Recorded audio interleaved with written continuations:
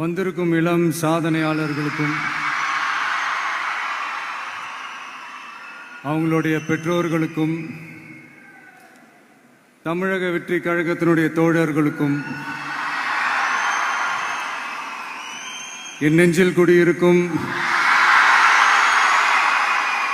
நண்பா நண்பிகள் உங்கள் அனைவருக்கும் மீண்டும் என்னுடைய பணிவான வணக்கங்கள்.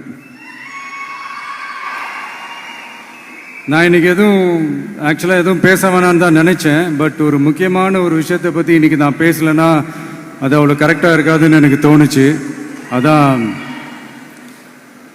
அது என்னவா இருக்குன்றது நீங்களே கெஸ் பண்ணியிருப்பீங்க. எஸ், நீட்டை பற்றி தான்.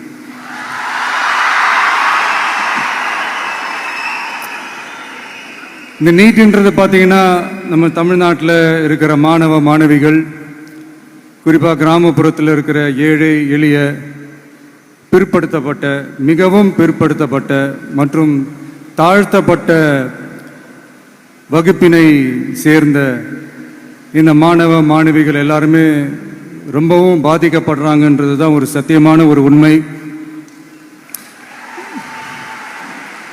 இந்த நீட்டை பற்றி ஒரு பிரச்சனையாக நான் பார்க்குறது என்னென்னா, ஒன்று இந்த நீட் இந்த மாநில உரிமைகளுக்கு எதிரானதாக இருக்குது. நீங்கள் 1975க்கு முன்னாலே பார்த்தீங்கன்னா இந்த கல்வி மாநில பட்டியலில் தான் இருந்துச்சு. உங்கள் எல்லாருக்குமே தெரிஞ்ச ஒரு விஷயந்தான். அதுக்கப்புறமா தான் அது ஒன்றிய அரசு வந்ததுக்கப்புறம் அது பொது பட்டியலில் அது சேர்த்தாங்க.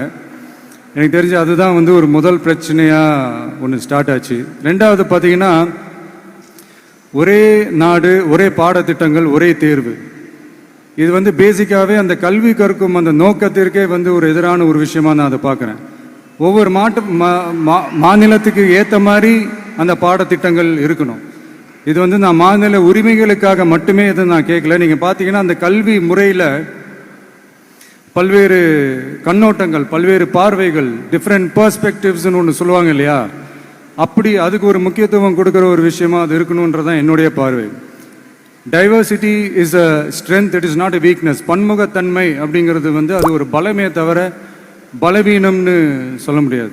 இதில் இன்னொரு முக்கியமான ஒரு விஷயம் என்னென்னா, மாநில மொழியில் படிச்சுட்டு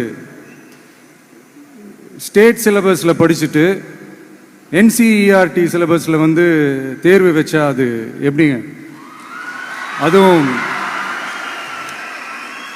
கிராமப்புறத்தில் இருக்கிற மாணவ மாணவிகள், அதுவும் அவங்களுடைய மருத்துவ படிப்புக்கு கொஞ்சம் யோசிச்சு பாருங்க, இது எவ்வளோ ஒரு கடினமான ஒரு விஷயம்னு.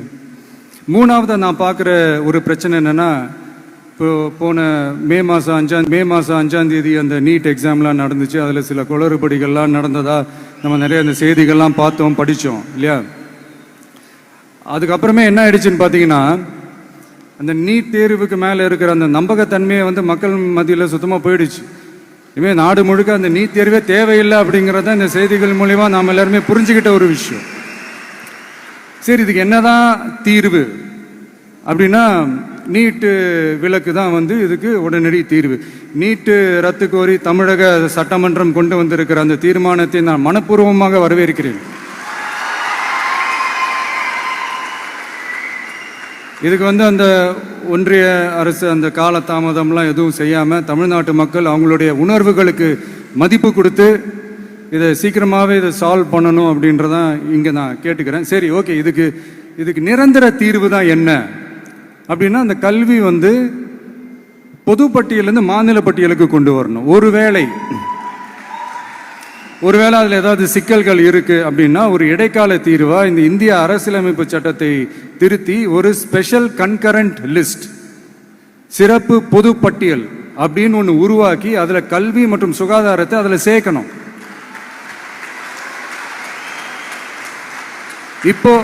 இப்போ இருக்கிற அந்த பொது பட்டியல் என்ன ஒரு பிரச்சனை அப்படின்னா, நீங்கள் அந்த துறைகள்லாம் பார்த்தீங்கன்னா மாநில அரசுகளுக்கு என்னதான் அதில் அதிகாரம் இருந்தாலும் அது முழுக்க ஒன்றிய அரசினுடைய கட்டுப்பாட்டில் தான் இருக்குது.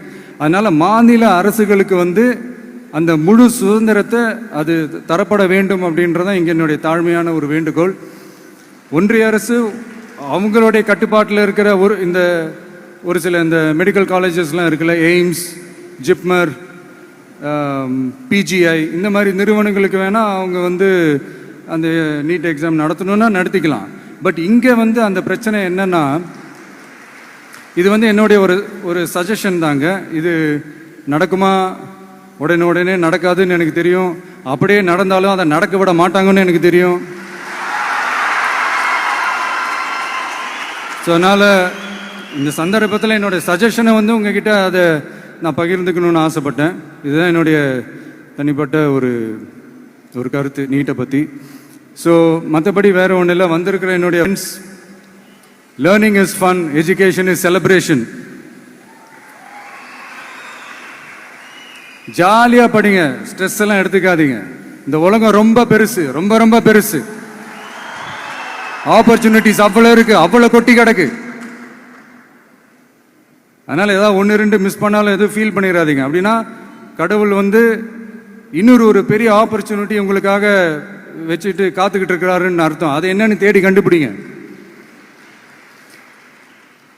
கான்ஃபிடென்ட்டா இருங்க, நல்லதே நடக்கும். வெற்றி நிச்சயம், வெற்றி நிச்சயம். மீண்டும் சந்திக்கும் வரை நன்றி, வணக்கம்.